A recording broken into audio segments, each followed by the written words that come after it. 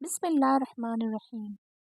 قرآن پر عمل۔ ہم دیکھتے ہیں کہ قرآن اگر یاد بھی کیا جاتا ہے تو اس لیے کہ نمازوں میں اس کی آیات پڑھی۔ ان آیتوں کے معنی اور مطلب ان پر عمل کرنا ہم میں سے بہت ہی کم لوگوں کا مقصد ہوتا ہے۔ حالانکہ حضور صلی اللہ علیہ وسلم کے ذمہ یہ کام تھا کہ اللہ کے طرف سے جو کچھ آپ صلی اللہ علیہ وسلم پر اترا وہ آپ دوسروں کو سنا دیں، سمجھا دیں اور عمل کر کے بتا سکھا دیں۔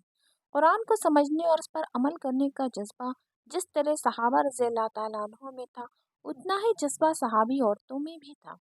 اس معاملے میں حضرت عائشہ رضی اللہ تعالیٰ عنہ کا یہ حال تھا کہ جو آیت نازل ہوتی اسے حضور صلی اللہ علیہ وسلم سے اچھی طرح سمجھ لیتی اور پھر قرآن کے مطابق عمل شروع کر دیتی۔ مثال کے طور پر یہ آیت نازل ہوئی، جو بھی کوئی برائی کرے گا اس کو اس کا بدلہ دیا۔ تو حضرت عائشہ رضی اللہ تعالیٰ عنہ نے حضور صلی اللہ علیہ وسلم سے عرض کیا کہ یہ آیت تو بڑی سخت ہے۔ پھر یہ آیت پڑھی، اللہ تعالیٰ ذرا ذرا سی برائی کا بھی حساب لے گا۔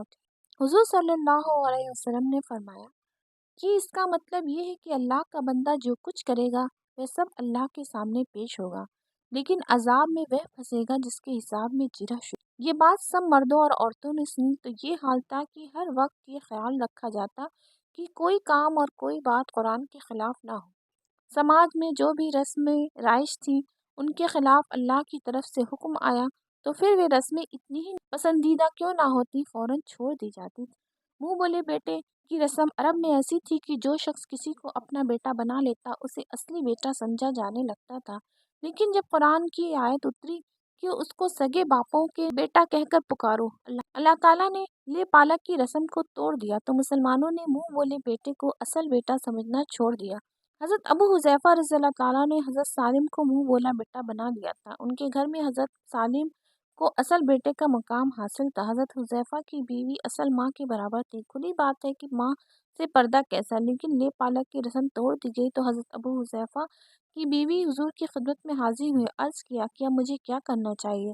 آپ نے فرمایا اس کو دودھ پلا دو، وہ تمہارے رضاعی بیٹے دودھ شریک بیٹے ہو جائیں گے اور پھر پردہ کرنے کی ضرورت نہیں ہوگی۔ پردے کا حکم آنے سے پہلے عورتیں یوں ہی سروں پر دوپٹہ ڈال لیا کرتی تھیں جس سے نہ سر چھپتا تھا نہ سینہ، لیکن جب پردے کی آیتیں نازل ہوئیں کہ عورتوں کو چاہیے کہ اپنے دوپٹوں کو سینوں پر ڈال لیں تو انہی عورتوں کی یہ حالت ہو گئی تھی کہ کالی چادروں میں لپٹی ہوئی اس طرح نکلتی تھی کہ حضرت عائشہ کی روایت کے مطابق ایسا معلوم ہوتا تھا گویا ان کے سر کووں کے گھونسلے بن گئے ہیں۔ ایک بار ایک لڑکی گھنگرو پہنے ہوئے حضرت عائشہ کی خدمت میں حاضر ہوئی۔ گھنگرو کی آواز سنی تو فرمایا رسول صلی اللہ علیہ وسلم نے فرمایا ہے کہ جس گھر میں ایسے زیوروں کی آواز آتی ہو اس گھر میں فرشتے نہیں آتے۔